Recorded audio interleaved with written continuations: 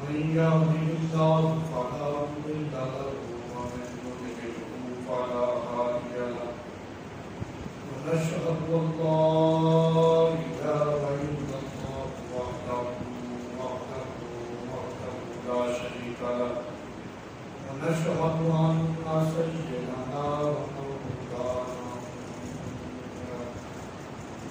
عبده ورسوله أما بعد فأعوذ بالله من الشيطان الرجيم بسم الله الرحمن الرحيم قل لا أسألكم عليه أجرا إلا المودة في القربى صدق الله العظيم وصدق رسوله النبي الكريم آقا نامدار سروری کائنات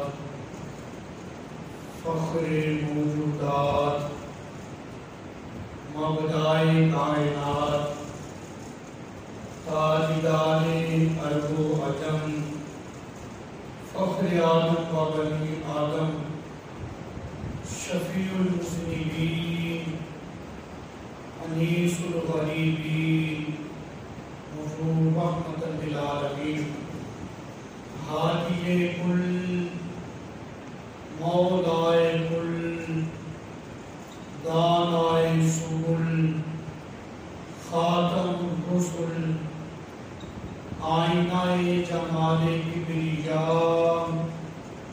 احمد مجتبی محمد مصطفیٰ علیہ السلام کی ذات مقدسہ پر محبت کے ساتھ یہ درود و سلام پڑھیے۔ الصلاۃ والسلام علیک یا سیدی یا رسول اللہ، الصلاۃ والسلام علیک یا سیدی یا حبیب اللہ، وعلی آلک واصحابک یا سیدی یا حضرت محمد صلی اللہ علیہ وسلم۔ معزز سامعین، آج کا یہ جمعہ المبارک ذکر اہل بیت کے حوالے سے پڑھایا جائے گا۔ دعا ہے اللہ رب العزت ہماری اس جمعہ المبارک کی حاضری کو اپنی بارگاہ سمدیت میں قبول فرمائے۔ معزز سامعین، اللہ تعالیٰ قرآن پاک میں ارشاد فرماتا ہے قُلْ لَا أَسْأَلُكُمْ عَلَيْهِ اجرا الا المودة في القربى۔ اس آیت مقدسہ میں اللہ تعالیٰ محبوب سے فرما رہا ہے اے میرے پیارے حبیب، آپ فرما دیجئے کہ میں کچھ اجر طلب نہیں کرتا مگر یہ کہ تم میرے قربا سے مودت کرو۔ اس آیت مبارکہ کا شان نزول بارہا مرتبہ آپ نے علماء سے سنا ہوگا۔ آج ہم اس آیت مبارکہ میں جو لفظ مودت اور قربا ذکر ہوا ہے اس کے متعلق بحث کریں گے کہ مودت سے مراد کیا ہے اور قربا سے مراد کیا ہے، اس کے معنی مفاہیم کیا ہے۔ پہلی بات جو غور طلب ہے، جو سمجھنے والی ہے، وہ یہ ہے کہ مطالبہ مودت کا ہوا ہے۔ حضور فرمائے کہ میرے قربا سے مودت کرو۔ مودت کسے کہتے ہیں، اس کے معنی مفاہیم کیا ہیں؟ کیونکہ مودت کا معنی بھی تو محبت ہی ہوتا ہے نا۔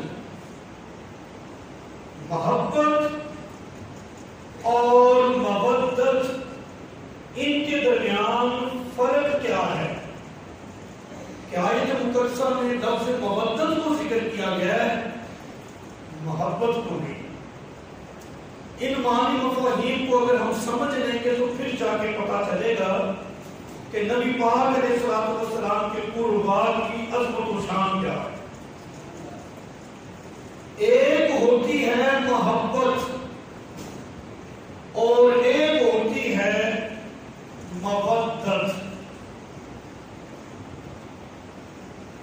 میں نے بہت ساری ریسرچ کی ہے کہ محبت کا معنی کیا ہے اور ان کے درمیان بنیادی فرق کیا ہے. جس نتیجے پر میں پہنچا ہوں اور جو اس کا خلاصہ بنتا ہے وہ یہ ہے کہ محبت جو ہوتی ہے یہ حسن اور کمال کی محتاج نہیں ہوتی کہ جس شے سے محبت ہو ضروری نہیں کہ اس میں حسن بھی پایا جائے اور اس میں کمال بھی پایا جائے. ہو تو تب بھی ہو جاتی ہے، نہ ہو تو تب بھی ہو جاتی ہے. لیکن جو مودت ہوتی ہے اس کے لیے ضروری ہے کہ جس شے سے مودت ہو اس میں کمال بھی ہو اور اس میں حسن بھی پایا جائے. یہی ضابطہ دوبارہ ریپیٹ کر دیتا ہوں، پھر اس پہ چند مثالیں ذکر کروں گا، بات انشاءاللہ واضح ہوگی. ایک ہوتی ہے مودت اور ایک ہوتی ہے محبت. جہاں محبت ہو وہ حسن اور کمال کی محتاج نہیں ہوتی کہ جس سے محبت ہو ضروری نہیں ہے کہ اس میں حسن بھی پایا جائے کمال بھی پایا جائے. ہو تو تب بھی ہو جاتی ہے، نہ ہو تب بھی ہو جاتی ہے. مودت کے لیے یہ دونوں چیزیں ضروری ہوتی ہیں کہ جس سے مودت ہو اس میں حسن بھی ہونا چاہیے اور کمال بھی ہونا چاہیے. اب اس کو ایک مثال میں سمجھیں. ماں کو اپنے بیٹے سے محبت ہوتی ہے کہ کوئی نہیں ہوتی ہے. بیٹا رنگ کا کالا ہو، پاؤں سے لنگڑا ہو، اپاہج ہو، نہ اس میں حسن ہے نہ اس میں کمال ہے، لیکن پھر بھی ماں اپنے بیٹے سے پیار کرتی ہے کہ کوئی نہیں. ماں اپنے بیٹے سے محبت کرتی ہے کہ کوئی نہیں. ضابطہ اور اصول یہ تھا کہ جو محبت ہوتی ہے یہ حسن اور کمال کی محتاج نہیں. ہو تو تب بھی ہو جاتی، نہ ہو تب بھی. جیسا کہ اپاہج بیٹے سے ماں کو محبت ہوتی ہے اگر تو اس میں کمال بھی نہیں ہے اور اس میں حسن بھی نہیں. لیکن جہاں مودت ہو دونوں چیزوں کا ہونا ضروری ہے. آیت مقدسہ میں لفظ مودت کا ذکر کر کے کریم آقا علیہ الصلوۃ والسلام نے اس بات کی طرف اشارہ فرما دیا، او میرے امتیوں میری قربا سے مودت کرنا. مودت کہہ کے یہ بتا دیا کہ میرے قربا وہ ہیں جن میں حسن بھی رب نے رکھا ہے اور کمال بھی رکھا ہے. اس لیے لفظ مودت کو ذکر کیا ہے. دوسرا بنیادی فرق یہ بھی آپ سمجھ رہے ہیں. ایک ہوتا ہے محبت کا رشتہ اور ایک ہوتا ہے مودت کا رشتہ. دو مختلف چیزیں ہیں. جہاں محبت کا رشتہ ہو درمیان میں آڑے شریعت آ جائے تو پھر محبت بعد میں ہوا کرتی ہے، پہلے شریعت ہوا کرتی ہے. لیکن جہاں مودت کا رشتہ ہو اگر آڑے شریعت آ جائے تو پھر شریعت بعد میں ہوا کرتی ہے، مودت پہلے ہوا کرتی ہے. یہی ضابطہ اور اصول دوبارہ دوہرا دیتا ہوں، اس کو آپ سمجھیں انشاءاللہ تعالی. قرآن پاک کی جو آیت ہے اس کا مفہوم واضح ہو جائے گا. ایک ہوتا ہے محبت کا رشتہ اور ایک ہوتا ہے مودت کا رشتہ. ہمیں قرآن کے معنی مفاہیم کو، قرآن کی اسلوب کو سمجھنا ہے. اس آیت مقدسہ میں آخر حضور کے قربا کی کتنی شان بیان کی گئی ہے. جہاں ہو محبت کا رشتہ اگر درمیان میں آڑے شریعت آ جائے تو پھر شریعت پہلے ہوا کرتی ہے اور محبت بعد میں ہوا کرتی ہے. جہاں محبت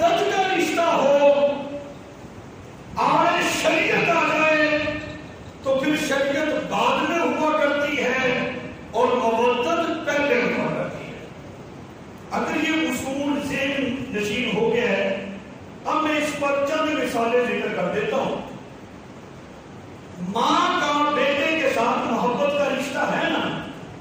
ماں نماز پڑھ رہی ہے, بیٹا چارپائی سے نیچے گر گیا, دودھ پیتا بچہ ہے, اور وہ چیخ رہا ہے, چلا رہا ہے, رو رہا ہے. محبت کا رشتہ ہے ماں کا بیٹے کے ساتھ, لیکن آگے شریعت ہے, نماز پڑھ رہی ہے. کیا ماں کو اجازت ہے نماز توڑ کے بچے کو سینے سے لگا دے؟ نہیں. کیوں کہ جہاں محبت کا رشتہ ہو, آگے شریعت آ جائے تو پھر شریعت پہلے ہوا کرتی ہے, محبت بعد میں ہوا کرتی ہے. اب شرعی حکم یہ ہے کہ ماں پہلے نماز مکمل کرے, بعد میں اپنے بچے کو سینے سے لگائے. کیوں کہ یہ محبت کا رشتہ ہے, اور جہاں محبت کا رشتہ ہو آگے شریعت آ جائے تو شریعت مقدم ہوتی ہے, شریعت پہلے ہوتی ہے اور محبت بعد میں ہوا کرتی ہے. لیکن جہاں مودت کا رشتہ ہو اور آگے شریعت آ جائے تو پھر شریعت بعد میں اور مودت پہلے ہوا کرتی ہے. نبی کریم علیہ السلام بڑی معروف مشہور حدیث پاک, کریم آقا علیہ السلام منبر پہ بیٹھ کر خطبہ ارشاد فرما رہے ہیں.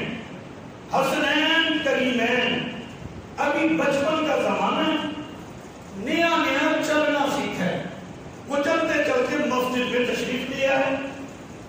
یہ حدیث تو بہت مرتبہ آپ نے سنی ہوگی, لیکن توجہ سے آج ہم اس کی تفصیل میں اور اس کی گہرائی میں جائیں گے. حسنین چلتے ہوئے مسجد میں آئے, یہ خیال بنا کہ کہیں گر نہ جائے. گرے نہیں, گرنے کا خیال ہوا. کریم آقا علیہ السلام نے خطبے جیسی عظیم عبادت کو چھوڑا ہے کہ کوئی نہیں؟ حسنین کریمین کو اپنی آغوش میں دیا کہ کوئی نہیں؟ خطبہ ایک ایسی عظیم عبادت ہے جس کا تعلق صرف فقط اپنی ذات کے ساتھ نہیں ہوتا. ہم نماز پڑھ رہے ہیں, اس کا تعلق صرف ہماری ذات کے ساتھ ہے, دوسروں کے ساتھ نہیں. لیکن جب خطبہ ہو تو خطبے کا تعلق صرف اپنی ذات سے نہیں ہوتا. جو سامعین ہوتے ہیں وہ سن رہے ہوتے ہیں, شرعی احکامات کو سمجھ رہے ہوتے ہیں, ان کے ساتھ میں خطبے کا تعلق ہوتا ہے. خطبے جیسی عظیم عبادت, لیکن مسئلہ کیا ہے مودت کا. میں نے پہلے کہا تھا جہاں مودت کا رشتہ ہو, آئے شریعت آ جائے تو پھر شریعت وہاں میں ہوا کرتی ہے. رسول اللہ کے قربان کی مودت پہلے ہوا کرتی ہے. نبی کریم علیہ السلام نے خطبے جیسی عظیم عبادت کو چھوڑ کر حسنین کریمین کو اپنی آغوش میں لے کر دنیا والوں کو بتا دیا.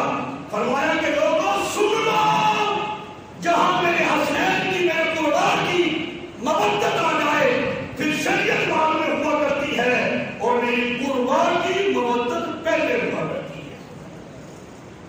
میں ایک مسئلے میں بڑی ریسرچ کرتا رہا, کیونکہ میں ایک ٹیچر ہوں, میں پڑھاتا ہوں.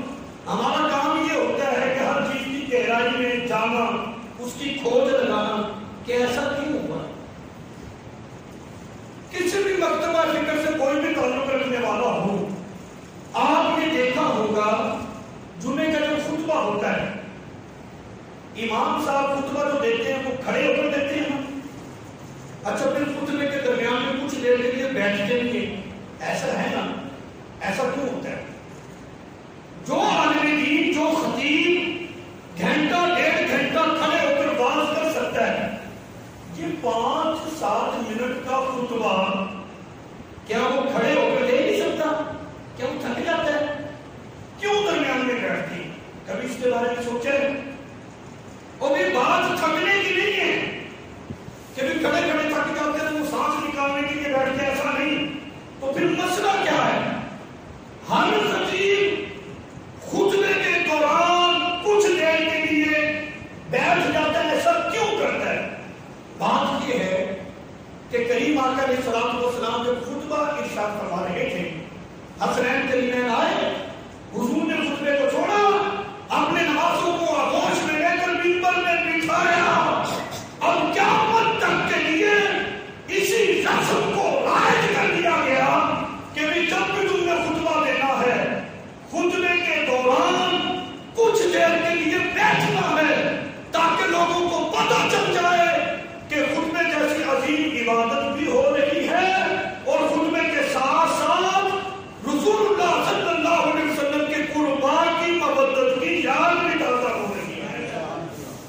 اس لیے خطبے کے دوران بیٹھا جاتا ہے تاکہ حسنین کریمین کی جو مودت ہے، ان کے ساتھ جو محبت ہے، اس کی یاد بھی تازہ ہو۔ تو جہاں مودت کا رشتہ ہو وہاں پھر شریعت بعد میں ہوتی ہے اور مودت کا رشتہ پہلے ہوا کرتا ہے۔ ایک اور مثال پیش کر دیتا ہوں حدیث پاک سے کہ جہاں مودت کا رشتہ ہو تو پھر شریعت بعد میں مودت مقدم، مودت کو پہلے رکھا جاتا ہے۔ حدیث پاک میں آتا ہے نبی کریم علیہ السلام نماز پڑھ رہے تھے۔ میں نے ایسی روایات پیش کرنی جس میں کسی کو اختلاف بھی نہ ہو۔ حضور نماز پڑھ رہے تھے، سجدے میں گئے، اپنا مبارک سر سجدے میں رکھا۔ اس میں اختلاف ہے کہ یہ نماز حضور گھر میں پڑھ رہے تھے یا مسجد میں۔ ہم اس اختلاف سے بالا تر ہو کر بات کرتے ہیں، لیکن یہ جنگلوں میں نماز تھی، حضور سجدے میں تھے، امام حسین آ کر پشت پر سوار ہوئے تھے۔ نماز ہو گھر میں، نماز ہو مسجد میں، لیکن یہ فائدل ہے حضور علیہ السلام کا مبارک سر سجدے میں تھا، امام حسین بچپن کا زمانہ ہے، آئے رسول اللہ صلی اللہ علیہ وسلم کی پشت پر سوار ہوئے۔ اب آگے ایک اور اختلافی بات ہے کہ تسمیہ کتنی حضور نے پڑھی، کوئی جگہ 72 پڑھی، کوئی کتنی کوئی کتنی، ان کی تعداد لکھی گئی ہے اور نے لکھی ہے، ہم اس اختلاف میں بھی نہیں کرتے، لیکن ایک بات تو فائنل ہے، روٹین سے ہٹ کر نبی کریم علیہ السلام نے اس سجدے کو لمبا کیا، تسبیحات کو بڑھایا۔ کیوں؟ اس لیے کہ میرا نواسا جو ہے وہ پشت پر سوار ہے۔ یہ بات ہے نا؟ اگر یہاں تک بات آ گئی ہے تو اگلی بات کو سمجھو، امام کو مزید تازگی ملے گی۔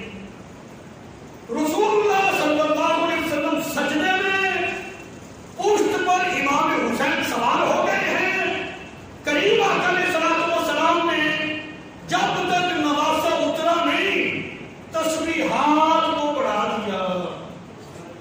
نماز پڑھنا یہ رب کی عبادت ہے کہ کوئی نہیں؟ اچھا، رب کی عبادت ہو رہی ہے، روٹین سے ہٹ کر سجدہ لمبا ہو رہا ہے، کیوں؟ پشت پہ حسین سوار ہے۔ میں نے کہا تھا جہاں مودت کا رشتہ ہو شریعت آگے آ جائے تو شریعت بعد میں ہوا کرتی ہے۔ قریب آقا علیہ السلام نے اپنا سجدہ لمبا کر کے اور اس وقت تک اپنا سر نہ اٹھا کر جب تک حسین سوار رہے دنیا والوں کو بتا دیا کہ لوگوں جب میرے قربان کی مودت آ جائے پھر سجدہ بعد میں ہوا کرتا ہے، لیکن میرے قربان کی مودت پہلے ہوا کرتی ہے۔ سجدہ لمبا کیا۔ یہاں پر ایک سوال پیدا ہوتا ہے، اگر وہ نماز تھی مسجد میں تو حضرت ابوبکر صدیق بھی تو مسجد میں ہوں گے نا؟ یہ حضور علیہ السلام کے زمانے کی بات ہے، ساری حیات کے زمانے میں۔ یہ تو اب روٹین ہے نا، ایک ماشاء اللہ امام صاحب اکیلے مسجد میں ہوتے، لوگ آتے کوئی نہیں، لیکن پہلے ایسا نہیں ہوتا تھا۔ صحابہ کرام تو حضور علیہ السلام کے انتظار میں پہلے آ کے بیٹھے ہوا کرتے تھے، سرکار آ کے نماز کو پڑھاتے تھے۔ اچھا، یہ تو ممکن ہی نہیں کہ حضور اکیلے مسجد میں ہوں، کوئی صحابی نہ ہو، ابو بکر بھی ہوں گے، عمر فاروق بھی ہوں گے، عثمان غنی بھی ہوں گے، مولا علی مشکل کشا رضی اللہ عنہ وہ بھی ہوں گے۔ تو جو اتنے جن کے صحابہ کرام وہاں پر موجود تھے وہ تو بچے تھے، آگے سوار ہو گئے، صحابہ کو چاہیے تھا آگے پڑھ کر اس کو گود لے لیتے، بیٹا پہلے نماز پڑھنے تو پھر سوار ہو جائے، لیکن کوئی صحابی آگے نہیں بڑھا، کسی نے بھی امام حسین کو پشت سے اتارا نہیں۔ کیوں؟ اس لیے کہ صحابہ بھی جانتے تھے کہ اگر رب کی رضا اسی میں ہے تو پھر ہماری رضا بھی یہی ہے۔ پھر سوال پیدا ہو جاتا ہے، اگر صحابہ کرام چلو ٹھیک ہے، یہ تو حضور کے غلام تھے نا، غلام آگے نہیں بڑھے پڑے بس کھڑے. لیکن دو نبیوں پہ بڑا مشکل وقت آیا. حضرت یوسف علیہ السلام، حضرت اسماعیل علیہ السلام، جب ابراہیم علیہ السلام اپنے بیٹی کو ذبح کر رہے تھے، مشکل وقت تھا نا. لیکن اسماعیل علیہ السلام کی جگہ جنت سے دمبا آیا کہ کوئی نہیں. اور جب حضرت یوسف علیہ السلام کے بھائیوں نے کنویں میں لٹکا دیا یوسف علیہ السلام کو، اور جب اس رسی کو کاٹا تو حضرت جبریل علیہ السلام پہنچے کہ کوئی نہیں، اپنا پر نیچے بچھایا کہ کوئی نہیں. مولا جب حضرت یوسف علیہ السلام پر مشکل وقت آیا تو جبریل پہنچے، اسماعیل علیہ السلام پر مشکل وقت آیا تو جنت سے دمبا پہنچا ہے. مولا یہ تو تیری محبوب کی نماز کا مسئلہ تھا نا. صحابہ کرام آگے نہیں بڑھے تو جبریل کو بھیج دیتا. جبریل علیہ السلام آ کر حسین کو گود لے لیتے، بیٹا ٹھہرو پہلے نماز مکمل ہونے دو. نہ تو صحابہ نے اٹھایا ہے اور نہ ہی رب نے جبریل علیہ السلام کو بھیجا ہے. کیوں؟ رب تعالیٰ نے جبریل علیہ السلام کو نہ بھیج کر اس بات کی طرف اشارہ کر دیا، فرمایا کہ لوگوں جو حسین کی رضا ہے مجھ رب کی بھی کوئی رضا ہے. بیٹھے ہیں، رب نے جبریل کو نہیں بھیجا. ایک اور لطیف بات ہے، امام حسین نبی پاک علیہ السلام کی پشت پہ سوار ہوئے. حضور علیہ السلام کو سلام سجدے میں توجہ تھوڑی میری طرف ہے، مجھے اس بات کی ضرورت ہے. آپ کا ذوق بنے تو سبحان اللہ کہہ رہے، نہیں تو بس ٹھیک ہے. آپ تو سن رہے ہیں نا جی، بات یہ بھی تو عبادت ہے نا، بس ٹھیک ہے. لیکن توجہ ہم میری طرف رہے تو انشاءاللہ پھر زیادہ ایک ذوق بنے گا، مجھے سمجھانے میں آپ کو سمجھنے میں کافی آسانی رہے گی. سرکار علیہ السلام کا مبارک سر سجدے میں ہے، نماز کی حالت میں ہے. امام حسین پشت پر سوار ہوئے. سجدہ لمبا ہوا کہ نہیں؟ تسبیحات معمول سے ہٹ کر زیادہ پڑھی ہے کہ نہیں؟ کیوں؟ سوال ہے کیوں پڑھی؟ اس لیے لمبا سجدہ کیا نا، اس لیے تسبیحات کو زیادہ بڑھایا نا کہ میرا نواسا جو ہے وہ پشت پہ سوار ہے، اسی لیے. اچھا بات یہ ہے کہ نماز میں کسی غیر کا خیال آ جائے نماز ٹوٹ جاتی ہے. یہی سمجھایا جاتا ہے نا ہمیں، تو یہی ہمیں تعلیم دی جاتی ہے نا.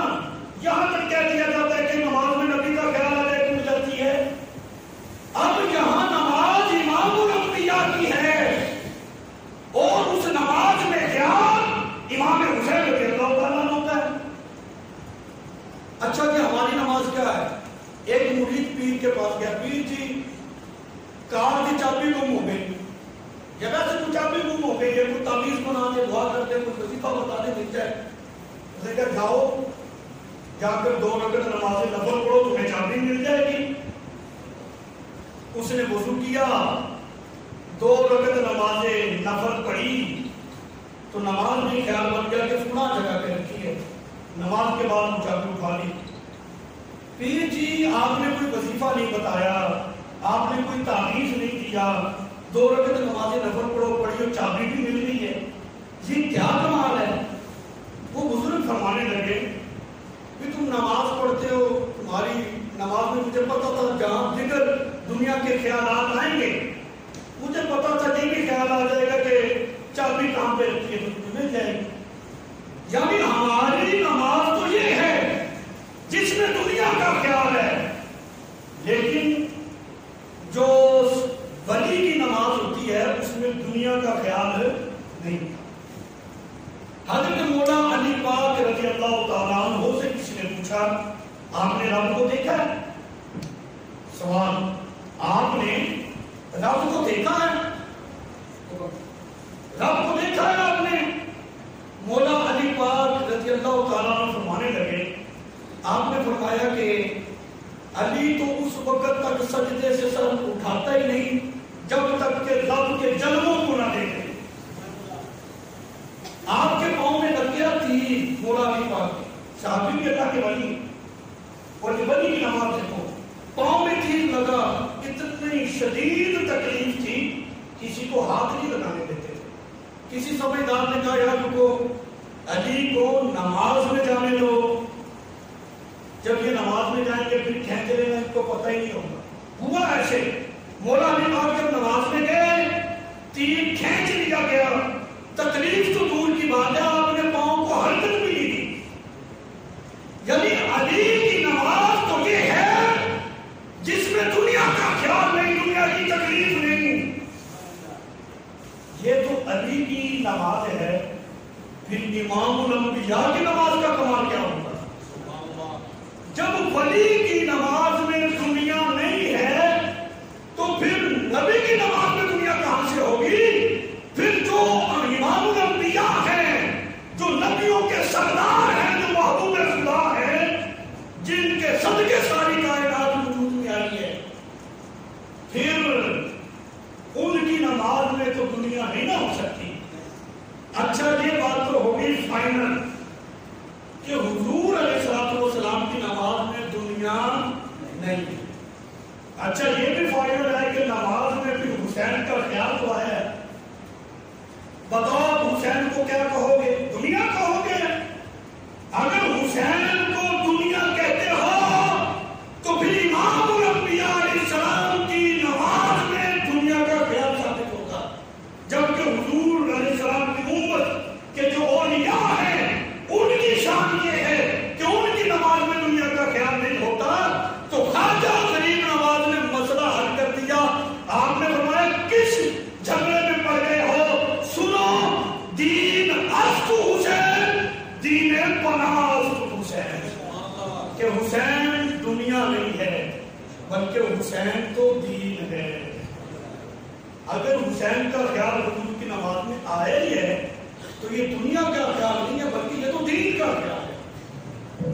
اور میں پورے وثوق سے اور پورے دعوے سے یہ بات کر رہا ہوں، کوئی آدمی یہ ثابت کر دے، کوئی ضعیف سے ضعیف روایت دکھا دے کہ جس نماز میں امام حسین نبی کریم علیہ السلام کی پشت پہ سوار ہوئے، سرکار علیہ السلام نے وہ نماز دوبارہ پڑھی ہو، کہیں بھی نہیں، دوبارہ نہیں پڑھی ہے.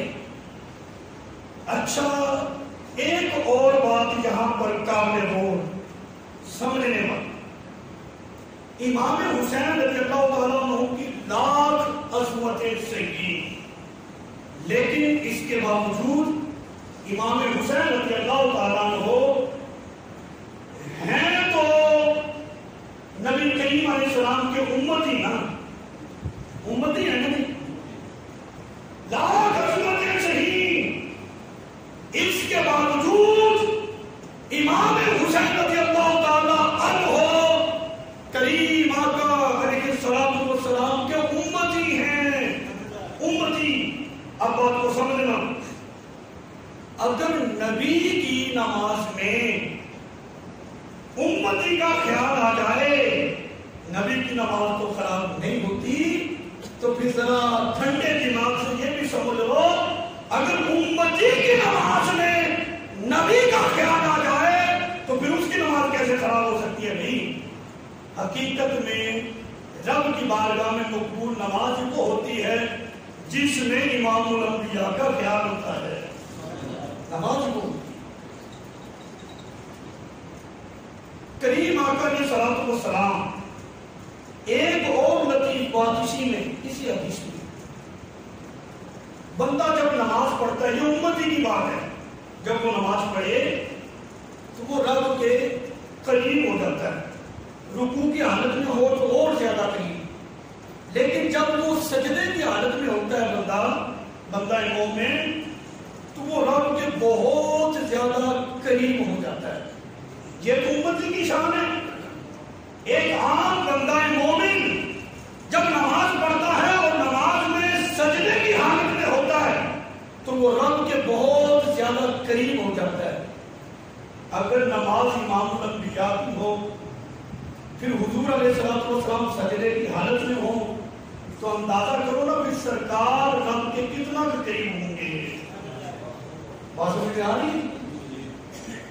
اتنا قرب اپنے رب کا امام الانبیاء علیہ السلام کو کہ سجدے کی حالت میں اتنا رب کا قرب ہے، لیکن خیال میں امام حسین بھی ہیں۔ مطلب کیا ہے کہ جہاں تک کریم آقا علیہ السلام کا قرب اپنے رب سے ہو رہا ہے، وہاں خیال مصطفیٰ میں امام حسین بھی ہیں۔ کتنی عظیم ہستی ہے کریم آقا علیہ السلام کا ہدایت آپ کے قربا۔ ابھی میں نے قربا کے معنی کرنے، پھر جا کے اور پتہ چلے گا کہ حضور کی آل اور وہ حضور کے اصحاب کی شان۔ ابھی ہم مودت میں بات کر رہے ہیں، تو ضابطہ اور اصول کے مطابق جہاں مودت کا رشتہ ہوتا ہے وہاں شریعت بعد میں ہوا کرتی ہے، اور مودت جو ہے یہ پہلے ہوا کرتی ہے۔ بڑی خوش آئین بات ہے اہل سنت کے لیے کہ ہم حضور علیہ السلام کی آل سے بھی پیار کرتے ہیں، اور کریم آقا علیہ السلام کی اہل بیت سے، آپ کے اصحاب سے بھی ہماری ایک محبت ہے، محبت کا رشتہ ہے، اور یہ خوش نصیبی ہمیں حاصل ہوئی ہے الحمدللہ۔ کُلَّا أَسْأَلُكُمْ عَلَيْهِ أَجْرًا إِلَّا الْمَوَدَّةَ فِي الْقُرْبَى۔ لفظ استعمال ہوا قربا سے مودت کرو، مودت کے معنی بیان ہو گئے، اب ہے لفظ قربا، قربا سے مودت کرو۔ تو قربا کون لوگ ہیں؟ اس کے معنی مفاہیم کیا ہیں؟ یہ نصوص قطعیہ ہے، یہ قرآن ہے۔ ہر مومن کا قرآن کے ایک ایک لفظ پہ ایمان ہونا ضروری ہے۔ تو قربا کا معنی کیا ہے؟ پہلے میں ایک عام فارم معنی بیان کر دیتا ہوں۔ ہمارے معاشرے میں قربا کا معنی ہوتا ہے قریبی۔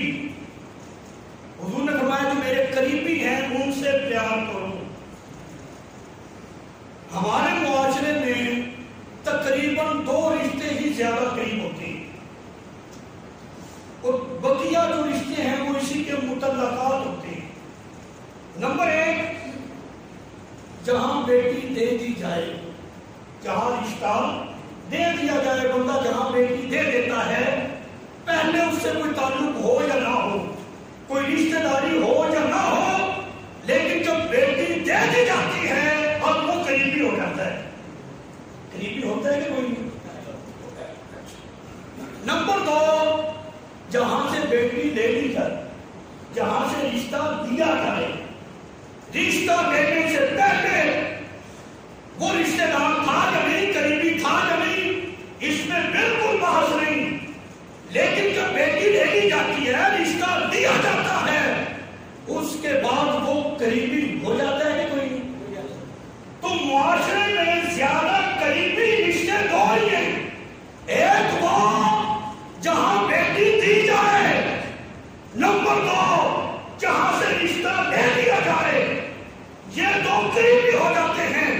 تو موضوع سامعین ذرا سمجھیے گا، نبی کریم علیہ السلام نے ابو بکر سے بیٹی لی، رشتہ دیا کہ کوئی نہیں؟ میرا خیال سمجھ پڑی ہے کیا؟ ہم یہ نہیں کہتے کہ پہلے رشتہ کیا تھا کیا نہیں، اس پہ بحث نہیں، لیکن جب رشتہ دے دیا جائے پھر وہ قریبی ہو جاتا ہے۔ کریم آقا علیہ السلام نے ابو بکر کی بیٹی لی، عمر سے بیٹی لی، عثمان کو بیٹیاں دی ہیں، مولا علی کو بیٹی دی ہے۔ اگر قربا میں مولا علی پاک شامل ہے تو پھر ابو بکر صدیق بھی شامل ہے، یہ بھی تو قریبی ہیں۔ حضرت عمر فاروق رضی اللہ تعالیٰ عنہ بھی قربا میں شامل ہیں، رشتہ دیا حضور نے، عثمان غنی بھی شامل ہے۔ مودت کا مطالبہ کن لوگوں سے؟ حضور نے فرمایا کہ میرے قربا سے مودت کرو، جس طرح حضور کی اہل بیت سے محبت کرنی ہے بالکل اسی طرح حضور کے اصحاب حدیث پاک، میں دونوں حدیث کی کلاس میرے پاس ہے جامعہ صدیقہ کے صاحبان میں ان کو پڑھا رہا تھا. وہ بچے پڑھ رہے تھے وہ حدیث پاک کہ نبی پاک علیہ السلام نے فرمایا کہ ٹائم چونکہ مختصر ہے ذرا اس کو اختصار کے ساتھ حضور نے فرمایا کہ جہاں نکاح کرو 4 چیزیں دیکھ لیا کرو. نمبر 1 حسب، خاندان دیکھ کر نکاح کرو. پھر فرمایا نمبر 2 دولت دیکھ کر نکاح کرو تاکہ وہ دولت نکاح کے ذریعے تمہارے پاس آئے اور دینی معاملات میں اس کو خرچ کیا جائے اچھی نیت کے ساتھ. نمبر 3 حسن دیکھ کر نکاح کرو. یہ تو قرآن کی نص بھی ہے نا، ہم کی امت آبارک من النساء مثنى وثلاث ورباع، کہ اپنے نکاح میں وہ عورتیں لاؤ جو تمہیں پسند آ جائے. اگر زندگی گزارنی ہے بعد میں کوئی مسائل نہ کریں. نمبر 3 حضور نے اپنے امتیوں کی تربیت فرمائی، حسن دیکھ کر خوبصورتی دیکھ کر نکاح کرو. نمبر 4 حضور علیہ السلام نے فرمایا دین داری دیکھ کر نکاح کرو. تاکید فرمائی کہ تم دین داری کو ترجیح دینا. اجازت ضرور دی ہے کہ خاندان دیکھو، دولت دیکھو، حسن دیکھو، دین داری دیکھو. تاکید یہ فرمائی کہ دین داری کو ترجیح دینا، کہ جہاں دین داری مل جائے پھر دوسری چیزوں کو رہنے دینا، دین داری کو ترجیح دیتے ہوئے وہاں پہ نکاح کریں. اب اپنے دل اور دماغ کو مفتی بنا کے مجھے ایک سوال کا جواب دینا ہے آپ نے کہ جو نبی علیہ السلام ہماری تربیت فرما رہے ہیں کہ دین داری دیکھ کر نکاح کرنا ہے، جہاں دین داری ہو اس کو ترجیح دینی ہے اور وہاں نکاح کرنا ہے. جو امام الانبیاء علیہ السلام اپنی امت کی تربیت کر رہے ہیں کہ دین داری دیکھ کر تم نے نکاح کرنا ہے، اس نبی علیہ السلام نے جب اپنا نکاح کیا تو حضرت ابوبکر صدیق کے گھر میں کتنا دین دیکھا ہوگا. جب عائشہ سے نکاح کیا حضور نے عائشہ کے گھر میں، صدیق باپ کی صدیقہ بیٹی کے گھر میں رسول اللہ صلی اللہ علیہ وسلم نے کتنا دین دیکھا ہوگا. تبھی تم نکاح کیا نا. عمر فاروق کے گھر میں کتنا دین دیکھا ہوگا، ان کی بیٹی سے نکاح کیا. تو اب فیصلہ آپ نے کرنا ہے کہ جو نبی امام الانبیاء محبوب خدا جس کے صد کے سارا جہاں وجود میں آیا ہے، جو نبی ابوبکر کے گھر میں دین داری دیکھے، جو نبی علیہ السلام عمر کے گھر میں دین دیکھے، تو پھر اس گھر کے دین کو کون بیان کر سکتا ہے. حضور دین داری دیکھے، کوئی کتا اٹھ کے ایسی بات کرتے تو اس کی اوقات کیا ہے. حضرت ابوبکر صدیق رضی اللہ تعالیٰ عنہ کی شان اس کائنات میں انبیاء کے بعد اگر کوئی عظمت والی ذات ہے تو وہ سیدنا ابوبکر صدیق رضی اللہ تعالیٰ عنہ ہے. صحابہ کی محبت بھی ضروری ہے. لوگ پتہ نہیں کیوں قرآن کی تفسیر مکمل بیان نہیں کرتے، لفظ قربان سے یہ ساری چیزیں سمجھ میں آ رہی ہیں. یہ ہے قربان امانہ. اب یہاں پر ایک حدیث پاک ٹائم ہوا تو اور بھی ساتھ ساتھ ذکر ہوتی رہیں گی. بڑی معروف روایت میرے آقا علیہ السلام نے فرمایا، چند دن پہلے میں اس کا مطالعہ کر رہا تھا، اکثر نظر سے گزرتی رہتی ہے. سرکار علیہ السلام نے فرمایا کہ میری اہل بیت کشتی نوح کی مانند ہے، جو اس میں سوار ہو گیا وہ نجات پا گیا، جو رہ گیا وہ ہلاک ہو گیا. حدیث مجھے پتا آپ نے بہت مرتبہ سنی ہو، لیکن اس میں سے میں نے ایک مسئلہ بیان کرنا متوجہ سے. اپنے اصحاب کے بارے میں فرمایا سرکار علیہ السلام نے، وہ حدیث ذرا طویل ہے، اس کا ایک حصہ بیان کر دیتا ہوں. کریم آقا علیہ السلام نے فرمایا کہ میرے اصحاب آسمان کے ستاروں کی مانند ہیں، جو جس کی اقتدا کرے گا ہدایت پا جائے گا. حدیث بات سنی ہوئی ہے نا آپ نے. دو ہیں روایتیں، یعنی نبی پاک علیہ السلام نے اپنے اصحاب کو آسمان کے ستاروں کے ساتھ تشبیہ دی. آسمان کے ستارے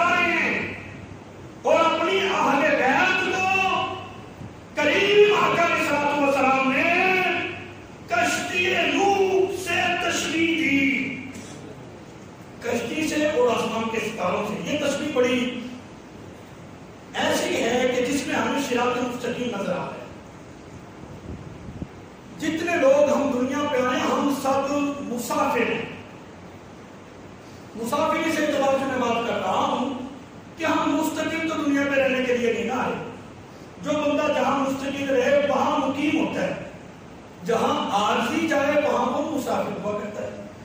اگر ہم آخرت کے اعتبار سے دنیا کو دیکھیں تو یہ تو مسافر کرنا ہے نہیں. ہم لوگ ہیں مسافر. مسافر کو بہت جلدی ہوتی ہے کہ وہ اپنی منزل مقصود کو پہنچ جائے. منزل مقصود ہماری جنت ہے, اور اس جنت تک پہنچنے کے لیے ہمیں صراط مستقیم کی ضرورت ہے. سیدھا راستہ جو جنت کو جاتا ہو. جہنم میں تو بھائی وہ جائے گا جو صراط مستقیم سے بھٹکے گا نا. بھٹکنے والے جائیں گے, جو بھٹکے نہیں وہ تو سیدھا رسول اللہ صلی اللہ علیہ وسلم کا صدقہ جنت میں جائیں گے نا. ہم ہیں مسافر, منزل ہے جنت, اور جنت کے لیے صراط مستقیم سیدھا راستہ چلیے جہاں بھٹکنا ہے. اچھا, سفر طے کرنے کے لیے دو چیزوں کا ہونا ضروری ہے. ایک گاڑی, نمبر دو راستے کا معلوم ہونا, راستے کا بتانے والا. نوجوانوں کو اگر نہ پتا چلے تو ممکن ہے نہ ان کو پتا چلے, لیکن جو بزرگ ہیں وہ میری بات کی تائید کریں گے کہ پہلے لوگ آسمان کے ستاروں کو دیکھ کر جہت معلوم کر لیتے تھے. یہ مشرق ہے, مغرب ہے, یہ شمال ہے, یہ جنوب ہے. ایسا راستے کا تعین ستاروں سے کرتے تھے کہ کوئی نہیں. نبی کریم علیہ السلام نے نتیجہ کی توجہ اپنے اصحاب کو آسمان کے ستاروں سے تشبیہ دی. فرمایا تم میرے اصحاب کی محبت کو اپنے سینے میں اتار لینا, کیونکہ میرے اصحاب کی محبت تمہیں راستے سے بھٹکنے نہیں دے گی. پھر فرمایا اپنی اہل بیت کو کشتی نوح سے تشبیہ دے کر فرمایا میری اہل بیت کی محبت کو اپنے سینے میں اتار لینا. میری اہل بیت کی محبت تمہیں گناہوں کے سمندر میں ڈوبنے نہیں دے گی. نتیجہ یہ نکلا ان دونوں حدیثوں کو ملا کر کہ صراط مستقیم وہ صحابہ اور آل نبی علیہ السلام کی محبت ہے. جس سینے میں یہ صحابہ کی محبت اور حضور کی آل کی محبت ہے, سمجھ لیں وہ صراط مستقیم پر ہے.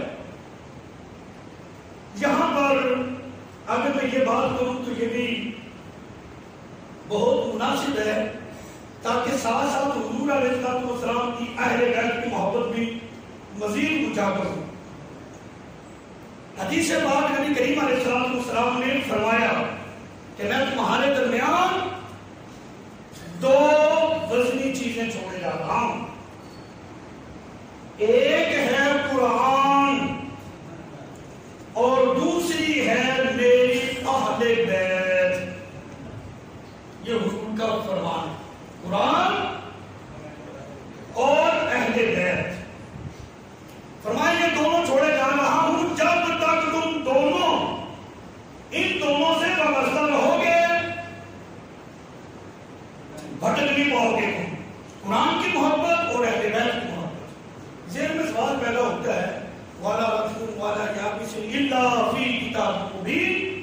قرآن میں ہر تر اور خشک کا علم ہے. قرآن میں ہر تر اور خشک کا علم ہے.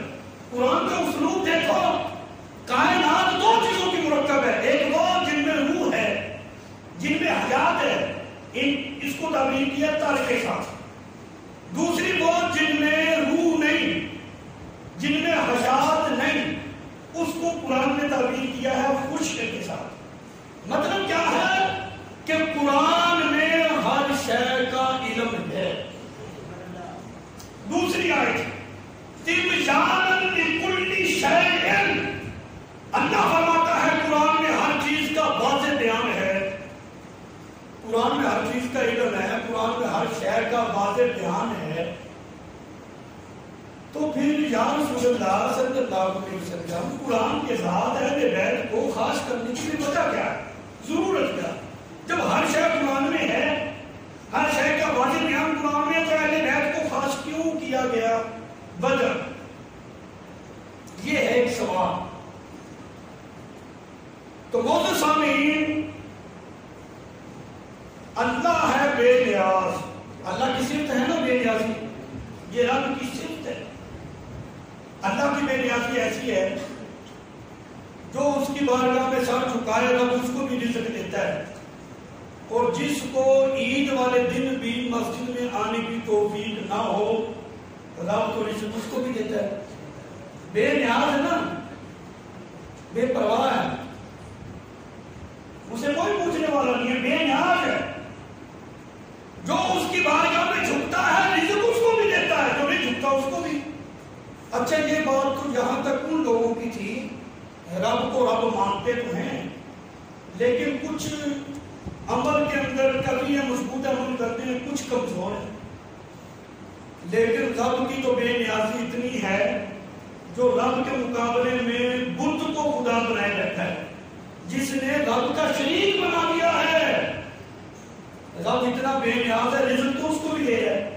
کہ بتوں کے پجاری، بتوں کو پوجنے والے، گائے کا پیشاب پینے والے بھوکے مر گئے، رب ان کو بھی رزق دے رہا ہے، بے نیاز ہے، یہ اس کی صفت ہے۔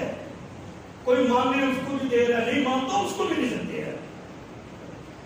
جب رب بے نیاز ہے تو قرآن میں تو رب کا کلام ہے نا، کلام الہی۔ جب رب بے نیاز ہے تو رب کا یہ قرآن یہ بھی بے نیاز ہے۔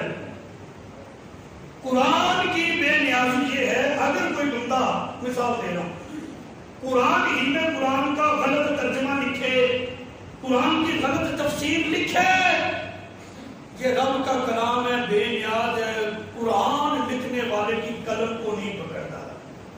کون نہیں پکڑتا؟ نہیں۔ اگر کوئی آدمی، یہ اتنا بے نیاز ہے رب کا کلام، کوئی آدمی قرآن کی آیت پڑھ کر ترجمہ مفہوم غلط بیان کرے، قرآن پڑھنے والے کی زبان نہیں پکڑتا۔ کیوں؟ بے نیاز کا کلام ہے نہیں، یہ بھی بے نیاز ہے۔ تو نبی کریم علیہ السلام نے قرآن کے ساتھ اپنی اہل بیت کو خاص کر کے اس بات کی طرف اشارہ کر دیا کہ جب کل میدان کربلا میں قرآنی قوانین کو بدلا جا رہا ہوگا، حدود اللہ کو پامال کیا جا رہا ہوگا، رب کا قرآن تو خاموش رہے گا لیکن میرا نواسہ حسین خاموش نہیں رہے گا، میری اہل بیت خاموش نہیں رہیں گے۔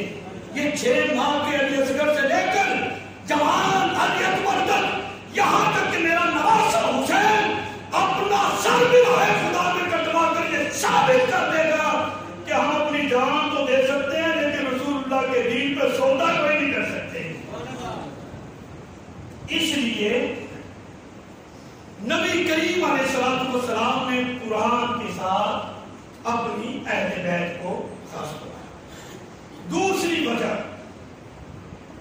سننے ہیں، ٹائم ہے 2 بجے ہوتا ہے، توجہ۔ کبھی کبھی ایسے موقع بنتے ہیں،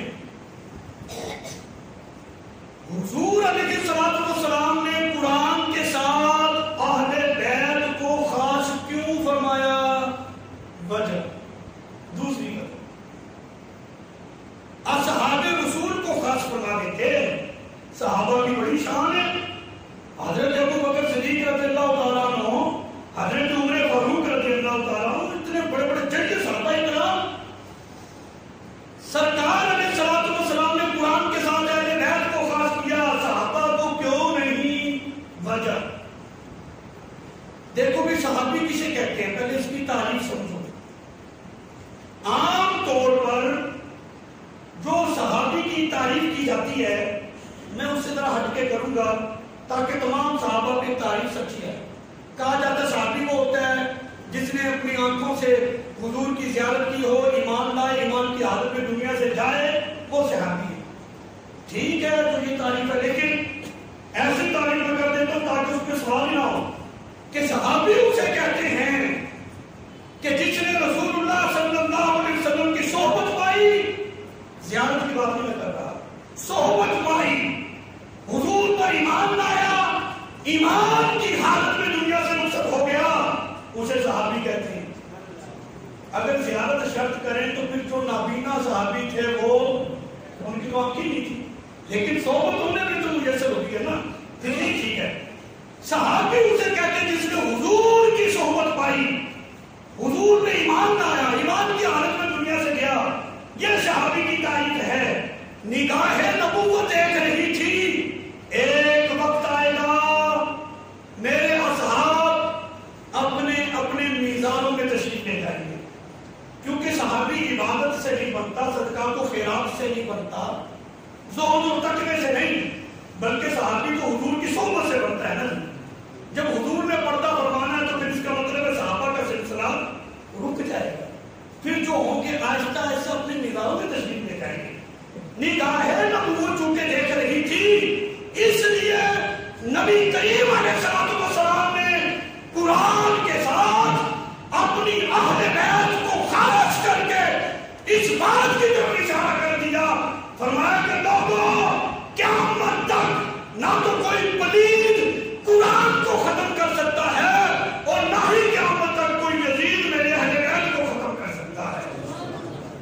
یعنی قیامت تک قرآن بھی رہے گا اور ساتھ ساتھ کریم آقا علیہ السلام کی آل بھی رہے گی، حضور کی اہل بیت بھی رہے گی. آج کے جمعہ مبارک کے خطبے میں جو بات ہوا، اللہ عمل کی توفیق دے، صحابہ اور آل رسول کی محبت دائمی طور پر عطا فرمائے. ٹائم چونکہ ہو گیا، ایک چھوٹی سی درخواست ہے، وہ یہ ہے